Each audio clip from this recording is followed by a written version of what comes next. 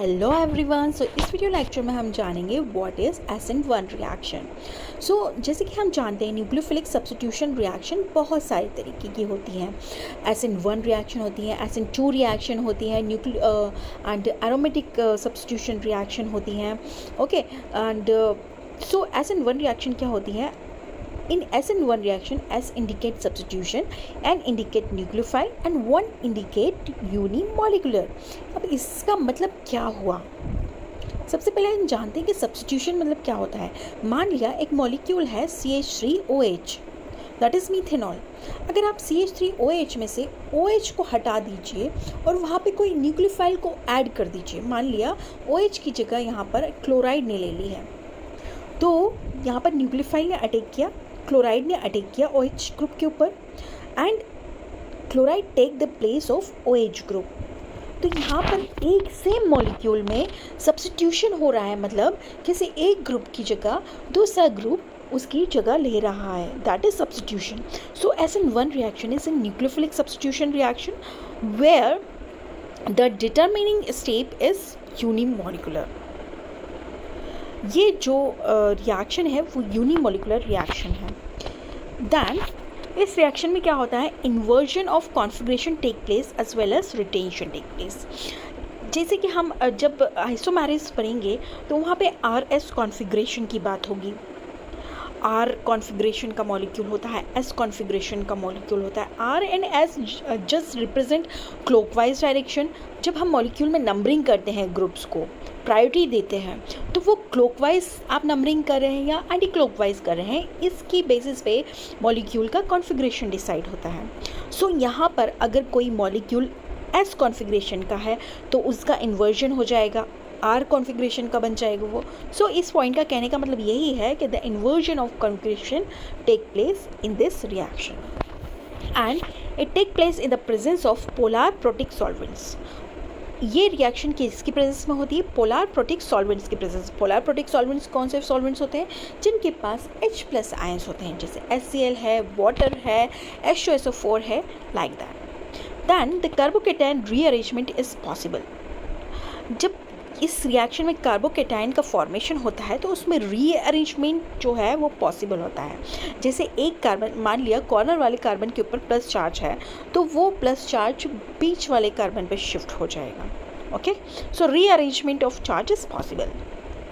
Then partial racemization take place. Racemization मतलब क्या होता है? जो रेजिमिक मिक्सचर होता है जिसमें you can say R configuration और S कॉन्फिगरेशन के जो मॉलिक्यूल होते हैं उसका मिक्सचर होता है।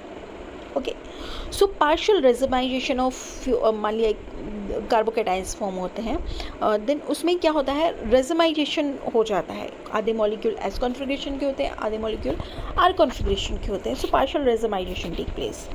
The reaction follow first order of kinetic. ये जो कार्बोकेटाइन फॉर्मेशन की रिएक्शन है वो कौन से ऑर्डर का रिएक्शन फॉलो करती है? कौन से ऑर्डर का रिएक्शन काइनेटिक फॉलो करती है? So it follow the first order of kinetic, that is rate of reaction depend on the concentration of alkyl halide only. First order reaction जो होती है, फर्स्ट ऑर्डर काइनेटिक्स जो होती है reaction की, वो डिपेंड करता है कि आपके पास जो अल्काइल हैलाइड है रिएक्शन में उसका कॉन्सेंट्रेशन कितना है। अगर अल्काइल हैलाइड का कॉन्सेंट्रेशन ज़्यादा होगा, अल्काइल हैलाइड का कॉन्सेंट्रेशन अगर ज़्यादा है तो रेट ऑफ रिएक्शन भी ज़्यादा होता है। Then the reaction take place in the presence of polar protic solvents in 2 step. ये जो कार्बोकेटाइन फॉर्मेशन की जो स्टेप है वो 2 स्टेप में कंप्लीट होती है और किसकी प्रेजेंस में होती है? पोलर प्रोटिक सॉल्वेंट की प्रेजेंस में होती है। अब हम इसके स्टेप को समझते हैं। सो इन फर्स्ट स्टेप में क्या होता है? Formation of carbocation take place.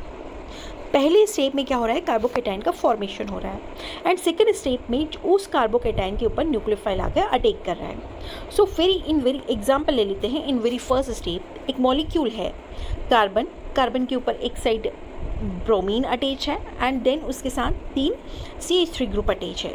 Okay, तो ये क्या, कौन सा कार्बन हो गया? टर्शरी कार्बन हो गया। टर्शरी कार्बन क्यों? क्योंकि जिस कार्बन के साथ ब्रोमीन ग्रुप अटैच है, जो हैलाइड ग्रुप अटैच है, उसके साथ 3 कार्बन और अटैच है।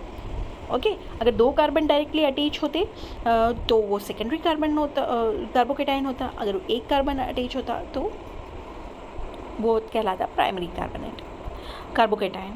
ओके, सो ये जो आपका जो मॉलिक्यूल है जो कार्बन के साथ ब्रोमीन ग्रुप अटैच है और 3 CH3 ग्रुप अटैच है, that is tertiary alkyl halide. Okay, अब यहाँ पर ब्रोमीन को यहाँ से हटना है, सब्स्टिट्यूट होना है, और उसकी जगह कौन लेगा?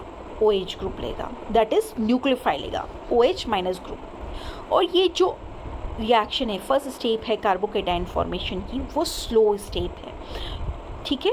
तो यहाँ पर क्या हो रहा है, फर्स्ट स्टेप में Br ग्रुप रिमूव हो रहा है और कार्बन एटम के ऊपर प्लस चार्ज फॉर्म हो रहा है, तो बन गया आपका कार्बोकेटाइन। देन अब कार्बोकेटाइन फॉर्म हो गया तो सेकेंड स्टेप में क्या होगा? Nucleophile attack on carbocation.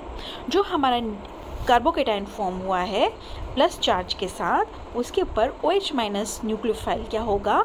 Attack करेगा, क्योंकि carbocation is an unstable species. कब तक वो अपने ऊपर पॉजिटिव चार्ज होल्ड करके रखेगा, है ना? वो दे आर सीकिंग, मतलब पॉजिटिव चार्ज मतलब उसके पास इलेक्ट्रॉन की कमी है। सो न्यूक्लियोफाइल के पास इलेक्ट्रॉन है, तो जल्दी से जल्दी वो रिएक्शन करने की कोशिश करेगा। तो second step is very fast reaction step. Okay, so in this way nucleophile OH minus group attack on the carbon atom, okay, carbocation. Then अब हम देखते हैं ऑर्डर ऑफ रिएक्टिविटी किसके ऊपर डिपेंड करती है, या फिर प्राइमरी, सेकेंडरी और टर्शरी कार्बोकेटाइन में कौन सबसे ज़्यादा स्टेबल होता है। So the order of reactivity depend on the stability of carbocation. तो हम जैसे जानते हैं कि कार्बोकेटाइन, जो टर्शरी कार्बोकेटाइन होता है, वो मोर स्टेबल होता है। क्यों स्टेबल होता है? क्योंकि यहाँ पर जो पॉजिटिव चार्ज है वो 3 कार्बन एटम्स में डिस्ट्रीब्यूट हो सकता है। Distribute means you can say इस पॉजिटिव चार्ज को ये CH3 ग्रुप जो है वो अपनी तरफ खींच लेंगे और जो है मॉलिक्यूल थोड़ा स्टेबल हो जाएगा। वैसे ही अगर हम बात करें सेकेंडरी कार्बोकेटाइन में, तो यहाँ पर सिर्फ जिस कार्बन के ऊपर हैलाइड ग्रुप अटैच है, वहाँ उस कार्बन के साथ सिर्फ 2 कार्बन डायरेक्टली अटैच है, तो यहाँ पर चार्ज का डिस्ट्रीब्यूशन थोड़ा कम होगा। So it is less stable than the tertiary carbon atom. Then the primary carbocation is less stable because the spreading of, या फिर you can say the distribution of charges less here. So it is a short introduction or short description of SN1 reaction. In very next video we will discuss about the SN2 reaction. Thank you.